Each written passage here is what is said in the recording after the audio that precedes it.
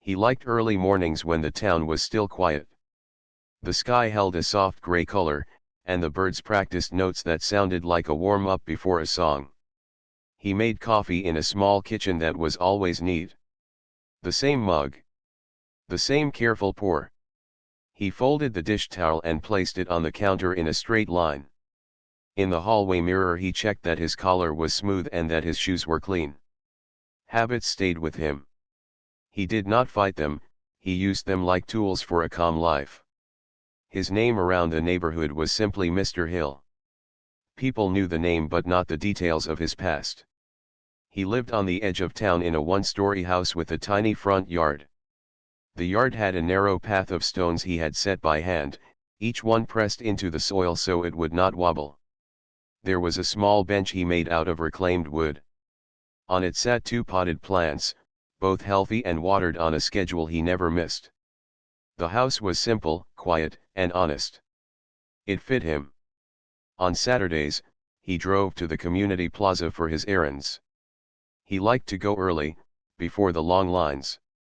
The plaza sat between a family barbershop and a grocery store that kept its shelves tidy. A bakery heated fresh bread that sent out a kind smell onto the sidewalk. People met there to exchange quick greetings, ask about each other's families, and share small town news.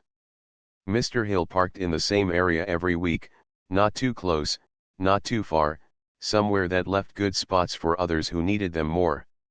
He had a soft smile that appeared often but never felt forced. He spoke in a kind, steady tone that never rushed. When the grocery staff carried out boxes, he held the door. If someone dropped a receipt, he picked it up and offered it back. He did not try to draw attention, he tried to ease the day for whoever stood near him. In the rec center, where he volunteered, this quiet way helped nervous kids settle down.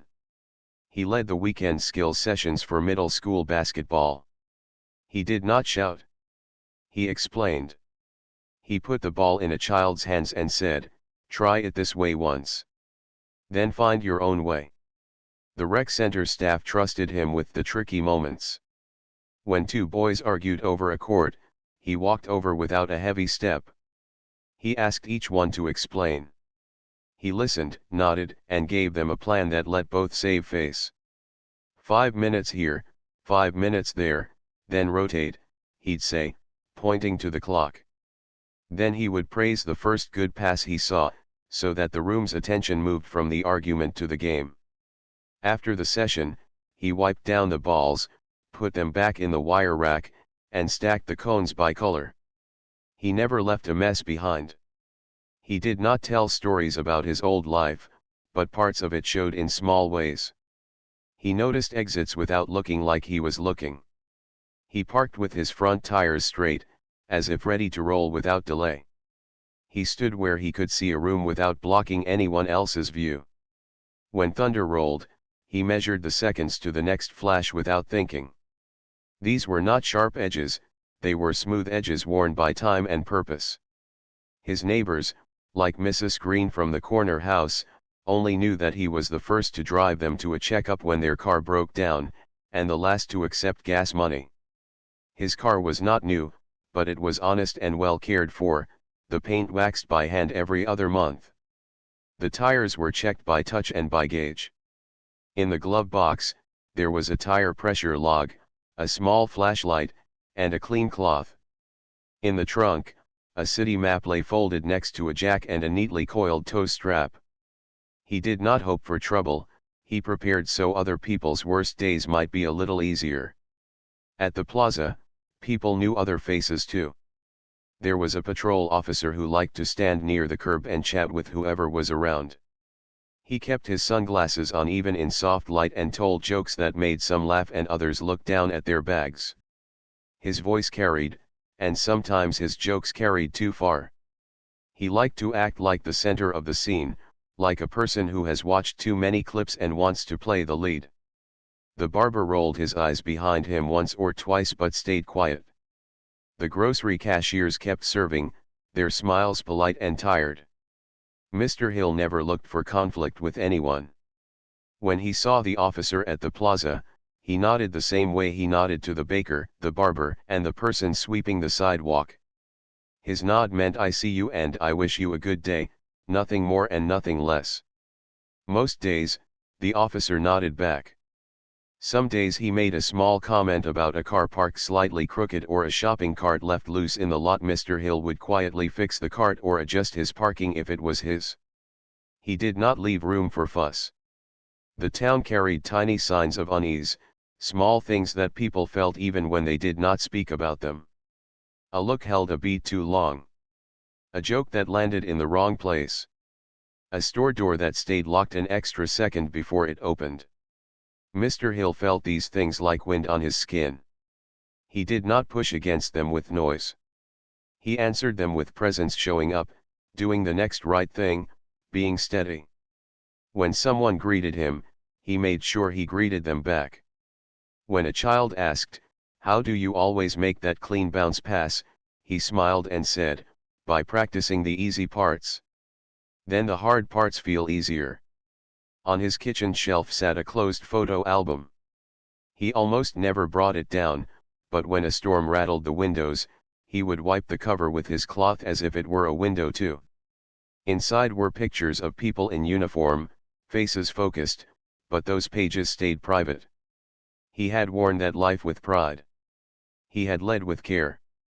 But now he chose a different pace, a life measured in grocery lists, volunteer sign-up sheets, and neighbors' names remembered on the first try. When someone asked about his past, he said, "I worked with teams. We tried to do good work." Then he changed the subject to their garden or their child's school project. One small thing about the plaza comforted him. Above the shop doors, a few security cameras watched the lot. The hardware store had one that looked over the main row of parking spaces. The angle caught more sky than cars, but it still made a neat, round eye on the brick. He did not stare at it. He simply noted that it existed, the way he noted the way the afternoon sun fell on the bakery window and warmed the bread shelves in a stripe. He had friendly routines with the shop owners. At the grocery, the manager saved a fresh carton of eggs for him because he knew Mr. Hill baked on Sundays. At the barber shop, the owner kept a magazine aside, knowing Mr. Hill liked a quiet read while he waited. At the bakery, he bought 2 extra rolls that he never kept. On the walk back to the car, he found someone who needed them, sometimes a delivery driver who had missed lunch, sometimes a grandparent holding a toddler who loved warm bread. On the days he taught at the rec center, he took the long way home by the river. He liked how the water looked both strong and calm. He parked and walked for a few minutes, hands in his pockets, shoulders even. He watched dogs pull their owners forward and children balance on the low wall next to the path. If a ball rolled toward him, he trapped it with the side of his shoe and passed it back with a small smile, the same way he did in the gym. He liked being one of many another person out for a walk, respecting the same sunset.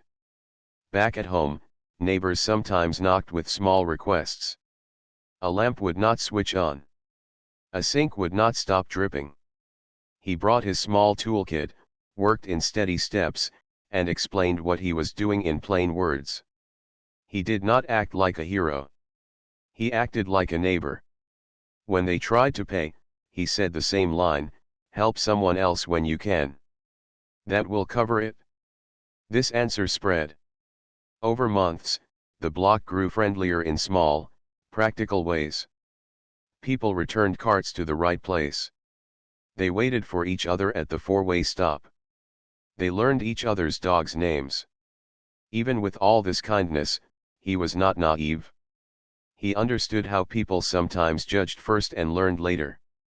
He had seen enough of the world to know that respect can be offered or withheld for reasons that have little to do with truth. He did not chase respect.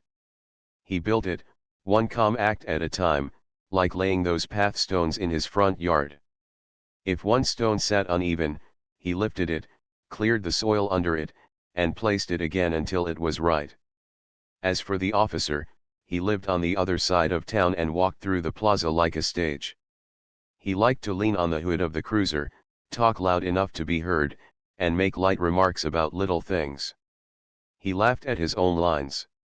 Some people laughed with him, some out of habit, and some because it felt easier than saying nothing. He was not always unkind.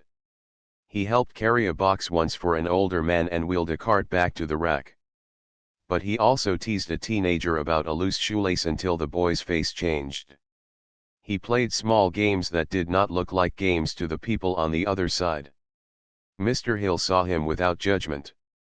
He also saw people who did not look like the officer, who felt the plaza differently when he stood near. He made a point to greet them, to share a few words that warmed the air a degree. He knew that sometimes a simple sentence "Good morning, how are you?" is a bridge. He built small bridges every day. It was not dramatic. It was real. One Saturday, as always, he set out early. The sky cleared from gray to soft blue. He checked his tire pressure, wrote the numbers in the small log, and tucked the pen into the spiral. He started the car, listened to the engine, and turned on the radio to a quiet station.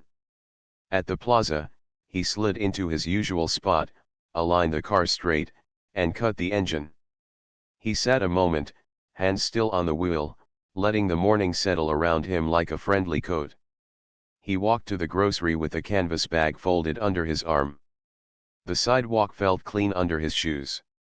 He nodded to the baker setting trays in the window, to a mother tying her child's scarf, to the barber who lifted two fingers in a hello. Inside the store, he moved through his list: milk, greens, coffee, eggs, and flour, placing each item with care. He spoke with the manager about a new shelf plan that made it easier for shorter people to reach. He thanked the cashier and tucked the receipt away in the same pocket as always. When he stepped back into the daylight, his bag had a gentle weight that felt like a week put in order. He did not know, as he crossed the lot, that a small thread of change had already been pulled somewhere in the day. He did not know how important his calm habits would soon become. He only knew the next right thing: load the groceries with care, return the cart, close the trunk, and drive home in peace. He looked up once more at the pale morning sky and breathed in the warm smell from the bakery. He did what he always did: he made room for a good day, and he made it easy for others to do the same. He stepped out of the grocery store with his canvas bag tucked close to his side, the paper receipt folded once and slipped into his pocket. The morning light had warmed since he arrived. A child pointed at the rows of fresh bread in the bakery window. A delivery driver stretched his back and waved at someone across the lot. The simple sounds of a regular day made a soft, steady music that he liked. He paused for a second, feeling the weight of eggs and greens in his bag, and then he walked toward his car. From a distance, something looked different. The car did not sit the way it usually sat. The right rear corner seemed lower, as if the pavement itself had sunk under it. He blinked once, calmly, the way he always did when he saw something that needed a clear mind. He did not hurry. He walked straight, eyes steady, feet even. When he reached the car, he set the bag in the trunk and took a slow breath, ready to see what was true and what to do next. The tire told the story right away. The rubber looked tired and folded near the ground, the rim almost kissing the pavement. He ran his hand an inch above it, not touching yet, as if asking permission to look closer. Then he crouched, with the same careful bend he used at the rec center when he tied a loose sneaker for a kid. He pressed the sidewall with two fingers and felt no air pushing back. It was flat, fully flat. He did not sigh. He did not frown. He only nodded once, gently, like a man greeting a problem and saying, "I see you." Behind him, two voices rose and fell near a parked cruiser. He heard a laugh, bright and quick. It was the patrol officer who liked to chat by the curb. The officer said something light about curbs that jumped out, and another voice chuckled. The tone was playful, like a person trying to make the whole lot a stage. Mr. Hill did not turn. He focused on the wheel. He had learned long ago that attention is a tool. You point it where it should go. Today, it should go to the tire and the safe way to leave the lot. He slid the trunk mat aside and opened the neat compartment that he kept ready. The spare tire rested there, properly filled, checked last month and logged in his small notebook. The jack sat beside it, clean and lightly oiled. He pulled on a pair of thin work gloves and placed a small rubber kneeling pad by the wheel so his pants would stay clean. Each move was smooth and practiced. "Slow is steady," he used to say at the rec center when kids rushed a layup. "Steady is fast enough." As he set the jack in place, he saw the cut, not a scrape, not a rough tear, but a neat, narrow line near the side wall, too clean to be from gravel. He did not jump to a story about it. He simply noted what he saw, a line that did not belong, a pattern that did not match a curb or a nail. He took out his small phone, held it still, and took 2 clear photos from different angles. He took one photo a step back to include the wheel well and the pavement mark. He glanced at the time on the screen and then at the receipt in his pocket. He put the receipt right next to the tire for one more photo, so the moments would match later. The officer's voice came closer, friendly on the surface. "Tough luck this morning," he said, as if commenting on the weather. Mr. Hill looked up with the same calm he used with everyone. "I'll be fine," he said in a warm, even tone. "I have what I need." He placed the lug wrench and loosened each nut in a careful star pattern. The officer nodded, half smiled, and stepped back. A second laugh floated in the air, then the sounds moved away, as if the conversation had found another place to land. A boy from the barber shop watched from a few feet away, holding a broom. "Need help, sir?" he asked, eyes bright, eager to do something useful. "Thank you," Mr. Hill said. "You can help by keeping this area clear while I lift the car. Let folks know to give us a little space." The boy puffed up a little with pride, and did it well, guiding a shopping cart around the back of the car with a cheerful "This way, please." The small teamwork made the morning feel right again. He raised the car just enough and slid the flat tire off, balancing it with his knee so it would not drop hard. He placed it gently by the trunk. He lifted the spare, set it on the hub, and spun the lug nuts on by hand. He lowered the car, tightened the nuts with slow, even pulls, and checked each one in order. He wiped the tools with the clean cloth he kept in the kit, then returned everything to its place. The whole job took the time that a calm job should take.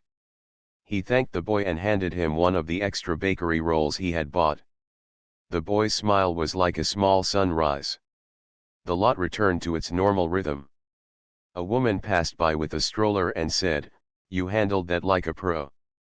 He smiled and said, "Practice helps."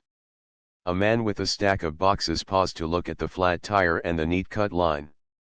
"That's a sharp mark," he murmured, more to himself than to anyone else, then kept moving, late for a delivery. Before closing the trunk, Mr. Hill took a moment to look around, not with a stiff neck but with soft eyes that see lines and angles. He noticed the hardware store's camera high on the brick, its small dark circle facing the lot. He had seen it every week without staring. Today, he made a simple note in his mind: the camera likely had a view of his parking space. He did not let his thoughts run ahead of the facts. He only thought, camera, angle, time. He placed the damaged tire carefully in the trunk, with the cut facing upward so it would be easy to see later. He took out his pocket notebook, wrote the time he parked, the time he returned, the store receipt number, and a small description: RR tire flat, narrow side mark, replaced with spare. He kept his words plain and exact. Plain words help later. The officer's cruiser idled near the curb. The officer was leaning on the hood again, talking to someone with wide gestures, telling a lively story about a parking line and a cart. It sounded light and careless, like a person trying to paint the world with easy strokes. Mr. Hill did not react. He closed his trunk, returned his cart to the rack, and took another breath, slow and full. He looked at the sky the way he always did, as if checking the day's balance. He considered his next step. One choice was to drive home and let the day fold back into its normal shape. Another choice was to start a small line of truth that could be followed later, if needed. He chose the second, not from anger, but from respect for himself, for the town, for the idea that simple facts can light a path. He walked into the hardware store and greeted the owner, who knew him by name. "Morning, Mr. Hill," the owner said. "Morning," he answered. "Could I ask about the camera that looks at the lot? I had a tire problem. If I need to, may I ask later about footage from this morning?" The owner nodded right away. "Of course," he said. "It runs all day. If you need it, we can check the time range. I'll make a note with the time now in case it helps." He wrote on a pad near the register, "Possible request, 9:10 to 9:45 a.m., back lot." The ease of the conversation eased Mr. Hill's shoulders. He thanked the owner and stepped back outside. At the grocery, the manager who saved eggs for him saw the spare tire and came over. "Everything okay?" she asked. "I'll get it sorted," he said kindly. "May I keep today's receipt handy?" She smiled, understanding more than the words said. "It's already printed," she answered, tapping the small roll on her counter. "If you need a reprint with the time, I can do that too." He thanked her and moved along. These small bridges he had built over many months now held his weight without strain. He got into the car and adjusted the mirror. He drove the long, slow loop around the lot first, testing the feel of the spare. It rolled fine. He signaled, turned onto the main street, and kept to a careful speed. The radio played a gentle song. He did not rush. He did not replay the moment in his mind with new lines or imagined scenes. He kept to the facts: the tire was flat, the mark was neat, the time was noted, the camera existed, the people were kind, the morning continued. On the way home, he stopped at the tire shop he trusted. The technician rolled the damaged tire onto a clean mat and looked at the side wall. "That is a very clean line," the tech said, tapping the area just above the rim with a gloved finger. "Not the usual street stuff. We can't patch this. Sidewall damage is a full replacement." The tech's tone was steady and professional, purely about rubber and rules. Mr. Hill nodded. "Please hold the tire for me," he said politely. "I may need to show it to someone." The tech wrote his name on a tag and placed the tire in a safe spot. "No problem," he said. "We'll keep it here." Outside the shop, the day had brightened. He stood a moment in the shade of the awning, thinking very simply about what would help. He decided to write a brief note for the record before the afternoon grew busy. He did not want to turn the day into a storm, but he also did not want to pretend nothing had happened. He chose the middle way: calm steps, good notes, clear voice. He drove home, parked straight, and took one more photo of the spare on the car in his driveway, the time stamp visible on the screen. Inside, he placed his groceries on the counter and put eggs in the fridge. He brewed a small cup of tea and set it by the notebook. He wrote a neat summary of the morning in 3 lines. He added the names of the shops and the kind offer of the boy who helped. He did not write opinions. He wrote what he could prove. Then he closed the notebook and took a sip of tea. The warmth settled him. His phone buzzed with a message from a neighbor reminding him about a rec center project. He smiled and replied that he would be there on time. He looked out the window at the small bench on his front path and the 2 potted plants, steady and green. The day still held room for good work and for kindness. The flat tire did not take that away. It only asked for a little extra care. That afternoon, he would file a simple report at the station, just a set of facts, calm and complete. He would ask the hardware store owner about the camera if needed. He would bring his steady voice and his steady notes. For now, in the gentle quiet of his kitchen, he chose gratitude for the people who had helped without fuss: a boy with a broom, a shop owner with a logbook, a manager with a receipt at the ready. He chose to stay himself, patient, careful, and fair. Back at the plaza, the day moved on. The bakery sold out of the first tray of rolls. The barber swept hair into neat lines. The patrol officer talked and laughed, then drifted toward a new corner of the lot above the doors. The small round camera watched the same wide view it watched every day, collecting moments without comment. It did not know what it saw. It only kept seeing. And somewhere within those steady frames lay the simple truth of a morning that looked like any other, until it didn't. He finished his tea and rinsed the cup. He folded the dish towel and placed it on the counter in a straight line, the same way he had that morning. Habits, he knew, were not just for hard days or easy days, they were for all days, a way to move through the world with care. He set the notebook by the door so he would not forget it when he left for the station. Then he rested a moment with his hands on the back of a chair, feeling the quiet strength of stillness. When he stepped outside, the sunlight met him like an old friend, and he met it with the same calm promise he made to every day: do the next right thing, and do it well. He arrived at the station with his small folder and his steady way of walking. The lobby smelled like paper and coffee. He greeted the clerk, took a number, and sat on a hard bench that had seen many mornings. When his turn came, he spoke in a calm voice and set his notes on the counter. He explained what happened in simple steps: the time he parked, the time he returned, the flat tire, the neat narrow line on the side, the photos he took, and the kind people who saw him change the tire. The desk sergeant listened with a face that tried not to show any opinion. Could be road litter, the sergeant said, writing a few words.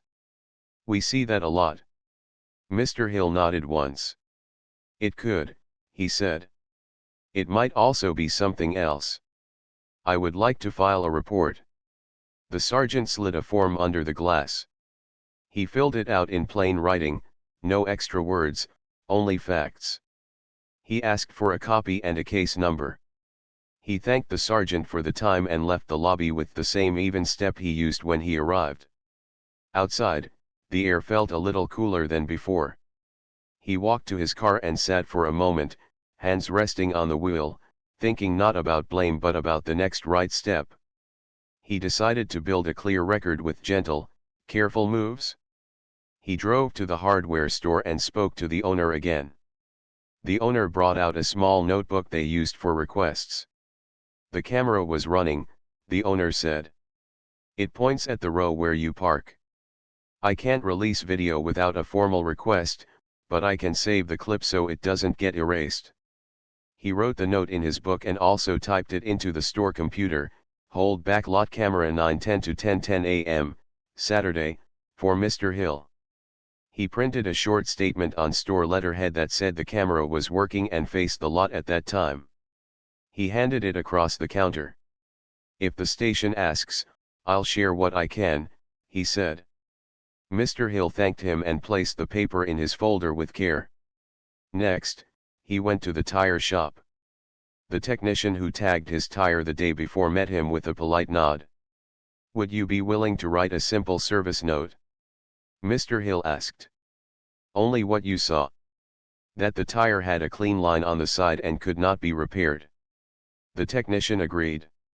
He typed a short note, added the shop logo at the top, and printed it. The note did not say why the line was there. It only said what the tech could confirm with his eyes and training. Mr. Hill liked that. Clear truth is strong by itself. At home, he set his folder on the table and opened his notebook. He drew a line down the center of the page to make 2 columns, time on the left, action on the right. He wrote down each step, leaving space between lines so he could add later if needed.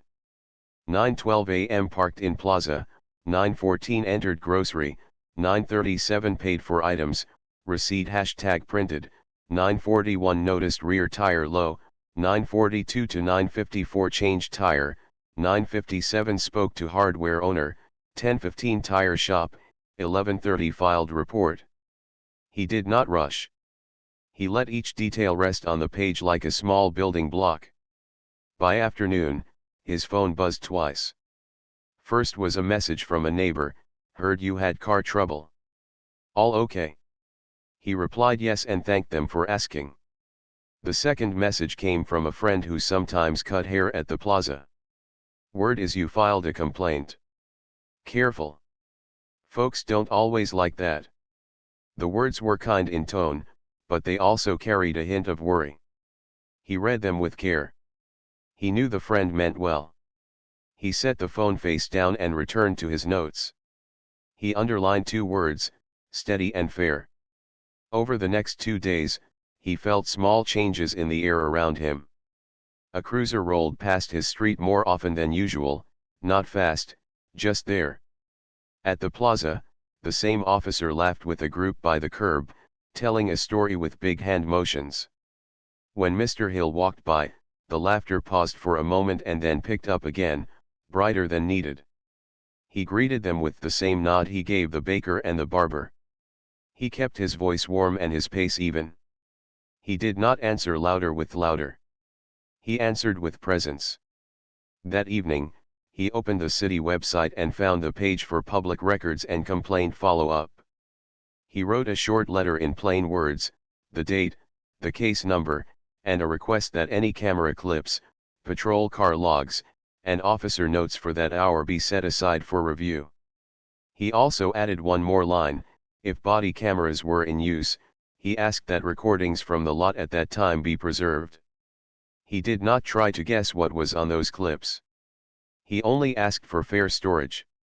He kept a copy of the letter and the confirmation email in his folder.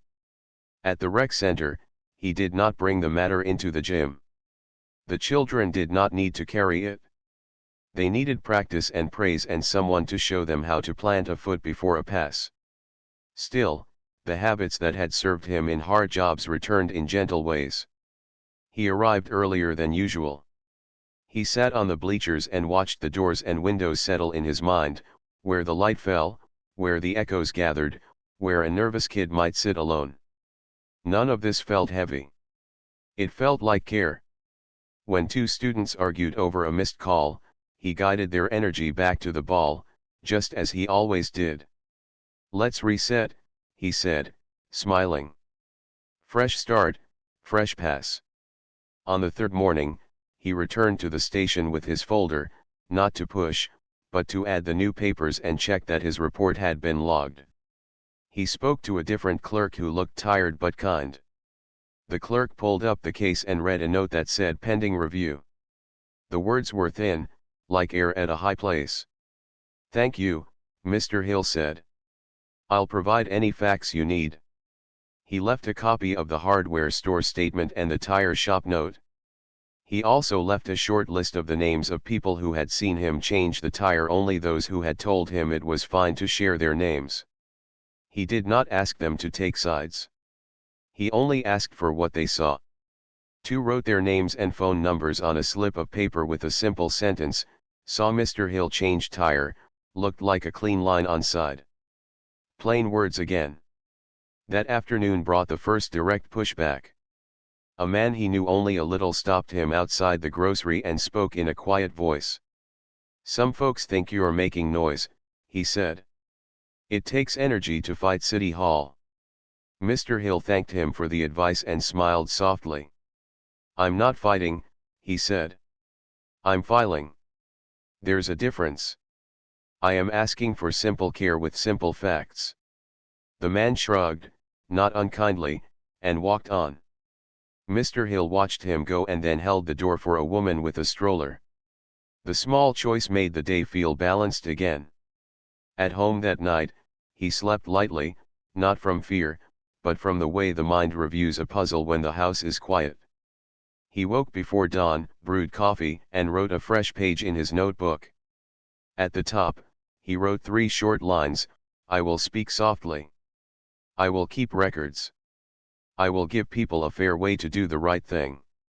He underlined the last sentence and felt the tension in his shoulders ease a little. Midweek, the hardware store owner called. "Just letting you know the clip is saved," he said. I can't tell you what's on it, but the time block you asked about won't be erased. If the station contacts us, we'll help. The call took less than a minute, but it mattered. It meant that the path of facts had one more steady stone on it. Mr. Hill wrote the time of the call in his notebook and added 2 words, owner cooperative. He also called his insurance company to ask a simple question: would filing a claim for a single tire raise his rate? The agent explained the choices. He listened and thanked her for the information. In the end, he chose to pay for the new tire himself and keep the damaged one at the shop for a while. It was a small cost for a clear record. The shop ordered the replacement, and he penciled the pickup date on his calendar. Back at the rec center, a teenage volunteer asked a careful question. Sir, what do you do when people doubt you? The gym fell quiet for a moment, as if the ball itself wanted to hear. He smiled and said, you slow down and tell the truth in small pieces. You don't try to win the room. You try to be fair. That takes longer, but it lasts longer too. The teen nodded with a look that said the answer would sit with him a while. On Friday, he received a short email from the station, your report is under preliminary review. We will contact you if we need additional information. The words were formal. He read them twice, then closed the message and went for a walk by the river. The water moved with its usual mix of calm and strength. He matched his steps to the rhythm of the current.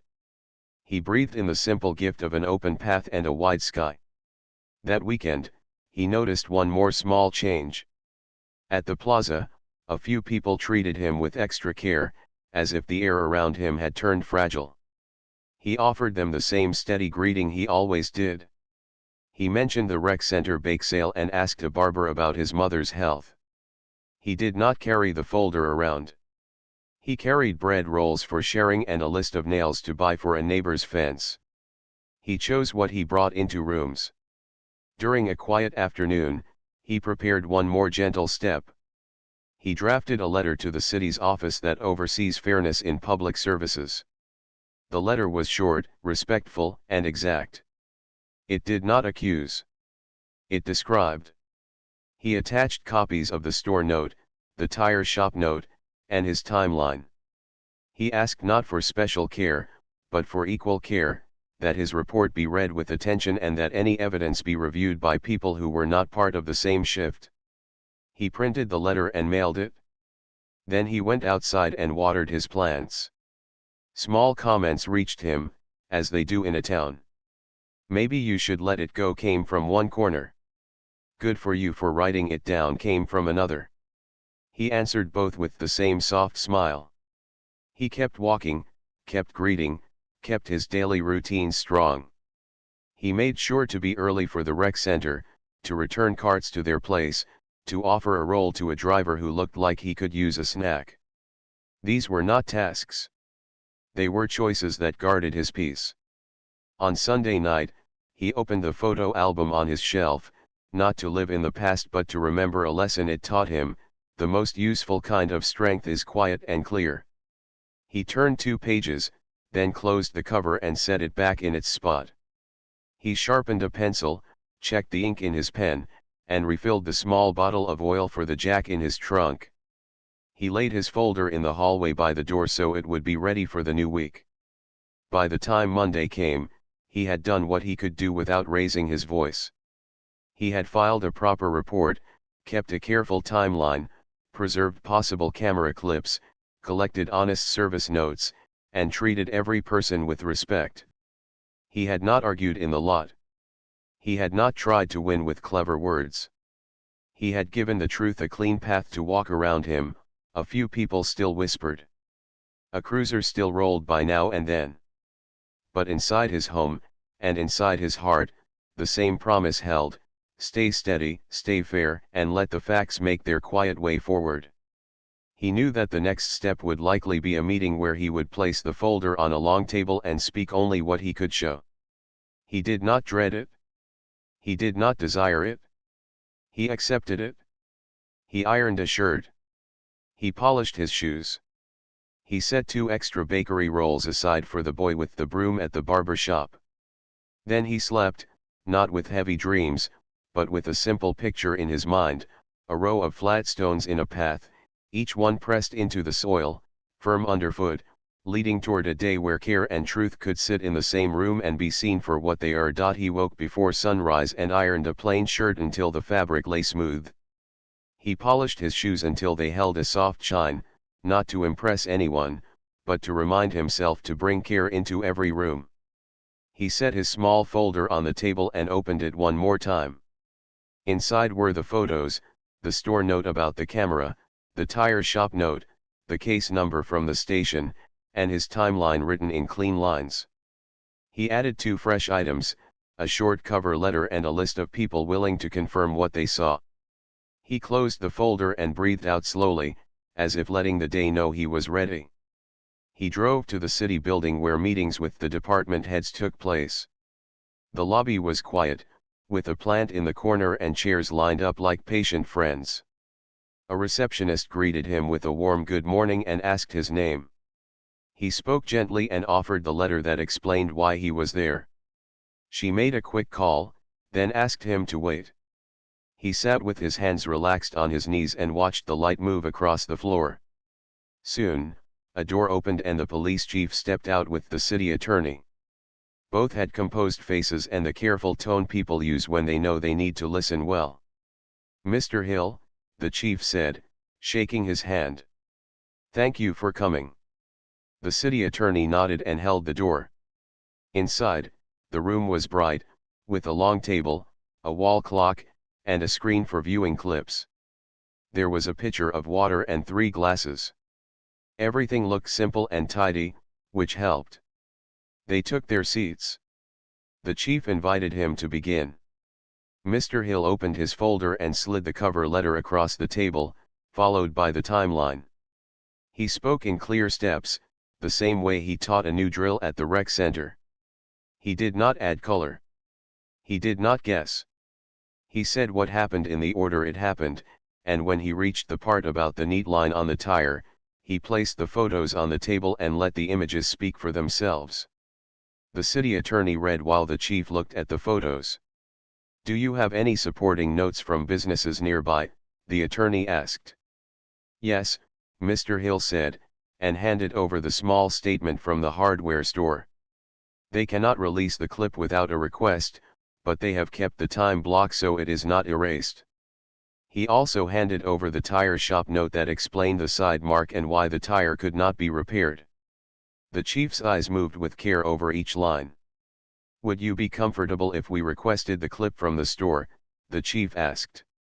"Yes," he said. "That is what I hope you will do." The chief made a short call to a staff member and asked for a formal request to be sent at once. While they waited, the city attorney asked kind, exact questions. "What time did you park? Who saw you changing the tire? Did anyone speak to you in the lot?" Mr. Hill answered calmly and pointed to the matching parts of his timeline. The staff member returned with a small drive and a printed sheet showing the request number.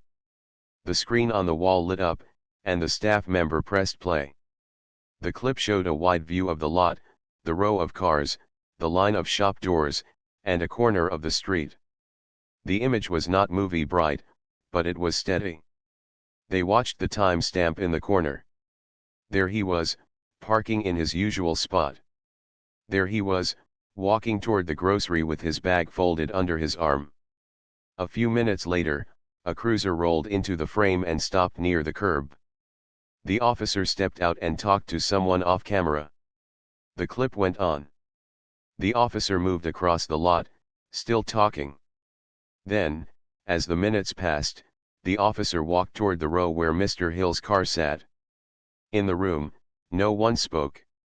They watched the small figure on the screen crouch by the rear wheel, stay there a few seconds, and then stand. Something small in the officer's hand caught the light for a moment as he moved away.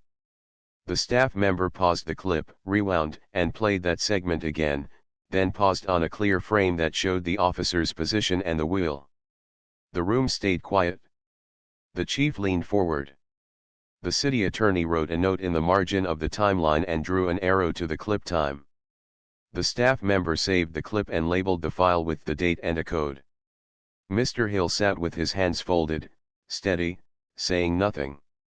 He did not smile. He did not frown. He let the picture be what it was. The chief cleared his throat softly. "Thank you for bringing this to us with care," he said. "I would like to ask a few questions about your notes. They are very thorough." Mr. Hill nodded. "I used to work in teams where careful records mattered," he said. He usually kept his past private, but he felt that plain truth would help the room understand his way. "I served in special operations for many years. My job required steady steps and clear proof. I do not share this for weight. I share it for context. I try to do clean work, even in everyday life." The city attorney looked up. "We appreciate the clarity," she said. "What you've given us is professional and fair." The chief added, "This will go to our internal review and also to the state oversight group. While they do their part, the officer will be placed on leave." He did not use harsh words. He used words that meant the process had begun. A few minutes later, a supervisor knocked and entered quietly. He had already been told to bring the officer to the building. "We will speak with him now," the chief said, "and we would like you to stay in case we need to confirm a detail." Mr. Hill agreed. He poured a small glass of water and took a sip, keeping his breath even. The officer arrived with a puzzled look that changed when he saw the clip frozen on the screen. He tried to smile it off. He spoke lightly about playing around and made a line about how it was no big thing. The city attorney kept her voice calm.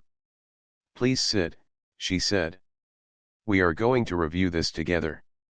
She pressed play on the short segment, then paused again on the clear frame. She pointed to the time stamp and to the position of his hand. The room was not cold, but it felt cooler, the way air feels in a place that requires focus. The chief asked the officer to explain what the video showed. The officer shifted in his chair and tried new words. He said it was a bad joke and he meant no harm. He said he did not think. He looked at Mr. Hill and tried to meet his eyes with a grin that did not land. Mr. Hill did not answer the look. He looked at the chief. The chief spoke in a measured tone. "This is not how we conduct ourselves," he said. "This will be addressed with full care." The staff member printed a chain of custody form for the clip, and everyone in the room signed where needed. The chief asked the supervisor to collect the officer's notes and equipment for the review. The officer looked smaller now, not because anyone had said hard words, but because the picture on the wall had removed guesses. The room had moved from opinion to proof. The city attorney turned to Mr. Hill. "Do you have any request for restitution?" she asked. He answered in the same simple way he had used all morning. "The tire will need to be replaced," he said.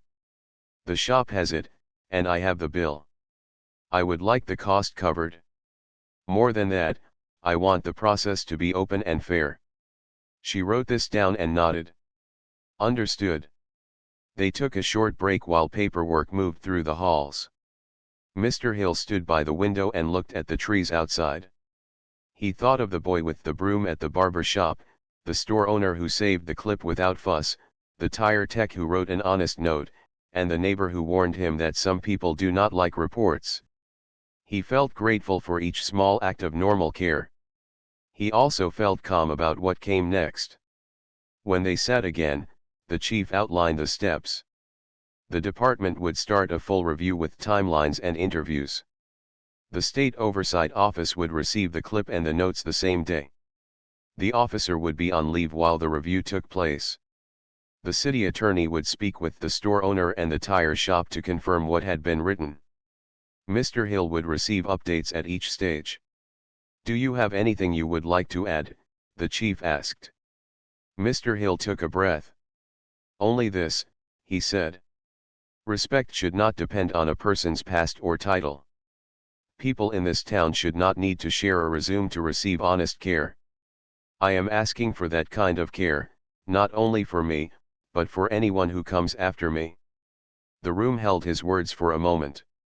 The city attorney's expression softened, and the chief nodded. That is a good aim, the chief said. We will work toward it. The officer was asked to step out. When the door closed, the city attorney thanked Mr. Hill again for his steady way. Your calm helped this meeting, she said. You gave us a good path to follow. He answered, thank you for listening. He meant it. On his way out, the receptionist smiled and wished him a good day. He returned the smile and walked into the sunlight. The air felt different, not because a grand speech had been made, but because the day had turned on clear proof and quiet choices. He did not feel triumph. He felt relief and a clean kind of hope. He drove to the rec center before the afternoon session. He arrived early and set out cones for a passing drill. As the children came in, he greeted them by name and asked about their school projects. When one boy rushed a pass and the ball bounced away, he called out the same phrase he always used, slow is steady. Steady is fast enough. The boy tried again, this time with control, and the pass reached the mark. Small wins, he thought, make strong days. After practice, he sat on the bleachers for a few minutes, letting the gym grow quiet. He checked his phone. A new message had arrived from the city attorney, the clip and documents had been sent to the oversight office, and the first update would come early next week. A second message arrived from the hardware store owner, short and friendly. They collected the clip. Happy to help. He replied with thanks. Before heading home, he stopped by the plaza for a fresh loaf. The baker handed him one and said, on the house today. He started to decline, then saw the kind set of the baker's face and accepted with a grateful nod. Outside, the sky held a late glow. He gave half the loaf to a delivery driver and tucked the other half into his bag. At home, he placed his folder on the shelf for now. He watered his plants and wiped the counter with his usual care. He did not replay the meeting again and again. He let it rest. He took out a blank page, wrote the date, and added a single line, turning point reached, facts in the open, process in motion. He underlined it once. Then he brewed tea and stood by the window, watching evening settle like a calm blanket over the street. He knew there would be more steps ahead. Reviews take time. People have feelings. Words travel. But the hardest part was done. He had chosen to speak with clarity and kindness, he had brought proof without heat, and the right people had seen it. He felt himself ease in a way he had not felt since that morning in the lot. The path of flat stones he pictured in his mind, one careful step, then the next, now led toward a place where care and fairness could stand together. And that was enough for one day. Days moved in an honest, steady line after the meeting. The city attorney kept her word and sent short updates that were clear and kind. Each message had the same shape: what step happened, who handled it, what would happen next. The clip from the hardware store was logged and copied to the state office. The tire shop note was added to the file. 2 people from the plaza confirmed what they saw: a calm man changing a tire and a very clean line on the side of the rubber. No drama, only details. Mr. Hill read each update at his kitchen table with a cup of tea, then filed the paper in his folder and returned to his day. Late in the week, a letter arrived by mail with the city seal at the top. He opened it slowly, smoothing the fold with his thumb. The letter said the review had reached a decision. The officer would leave the department. The word was polite and firm. The letter said the city would cover the cost of the new tire and asked him to bring the bill. It also said the department would add 2 steps to its way of doing things. First, a simple rule that any complaint with possible camera proof would be checked right away. Second, a new practice of asking a nearby office, not the same shift, to help read the facts. The letter was signed by the chief and the city attorney together. He sat still for a moment, letting the quiet in his house grow warm around him. Then he folded the letter and placed it in the folder with the others. He went to the tire shop with the letter and the invoice. The technician smiled when he walked in. "We got your new tire," the tech said, wheeling it out like a gift. The city's check arrived the next day and covered the cost. Mr. Hill thanked the tech for keeping the damaged tire safe for the review. "That helped me," he said. "You treated the truth like something worth saving." The tech shrugged with a friendly look. "That's what we try to do here," he answered. Plain words again. At the rec center, life kept its good rhythm. The cones went out, the balls rolled, the whistles blew for time. The children did not need the whole story, and he did not bring it to the gym. But they felt something different in the way he spoke about practice that week. When a pass went wild, he smiled and said, "Let's make a small fix and try again." When a new student hung back at the door, he waved him in and said, "You belong in this room. Come learn with us." The message was simple: the best kind of strength is steady, kind, and exact. A few days later, the city held a short public meeting to share the review steps and the new practices. The room was full but quiet. Shop owners, parents, students, and a few people who liked to attend every town event sat side by side. The chief spoke first in a careful voice. He did not tell a long story. He described the steps taken, thanked the store owner for preserving the clip, and thanked the tire shop for clear notes. He said the department would now store and review any related camera clips as soon as a complaint was filed. He said the outside audit would become a regular habit, not a special move. The city attorney read a short statement that used plain words. Then she asked if Mr. Hill wanted to say something. He stood, not to make a speech, but to leave one simple idea in the room. "Thank you for your careful work," he said. "I'm grateful to live in a place where simple facts can be heard. I want to say one thing for the record. Respect should not depend on someone's past title or on rumors about who they used to be. Care should be given because a neighbor is a neighbor. I hope our town keeps choosing that." He sat down. The room stayed still for a heartbeat, then a soft wave of breath moved through it, like the slow lift of a gentle wind. The city attorney added one more note. There would be training sessions about everyday fairness and the small choices that build trust. Not a one-time class, but a steady practice with check-ins. A community group would help shape the sessions. The hardware store owner raised his hand and offered to talk about good camera rules, how to keep clips long enough to help, how to share them with respect. The rec center director said the gym could host a kids' night about record, report, repair, teaching young people simple steps to handle a problem, write down the truth, tell the right person, and help fix what can be fixed. The ideas felt small and real, the kind that fit into a week. That night, 2 local news blogs posted notes about the meeting. Reporters called Mr. Hill for comments. He thanked them and declined interviews. He did not want the story to be a show. He wanted it to be a set of steps that anyone could use when needed. He turned off his phone and sat on his front bench, listening to the quiet street, the same way he did before all of this began. In the days that followed, life did not turn into a parade. It settled into what it had been: errands, small hellos, and the gentle work of showing up. Yet he noticed soft changes. At the plaza, the cashiers greeted people by name more often, as if names themselves were small lights. The barber made a habit of stepping outside for 1 minute each hour to scan the lot, not to watch people with suspicion, but to make sure carts were clear of the lanes and that anyone who needed a hand found one. The boy with the broom learned to say, "Do you need help?" in a way that did not make anyone feel small. He had learned that from Mr. Hill. The officer who left the department sent a written apology through the city attorney. The words were brief and direct. "I made a poor choice. I am sorry for my action and for the effect it had. I accept the decision and will work to be better." The letter did not ask for a reply. Mr. Hill read it once. He did not feel triumph. He felt a quiet closing of a small door. He put the letter in the folder with the others.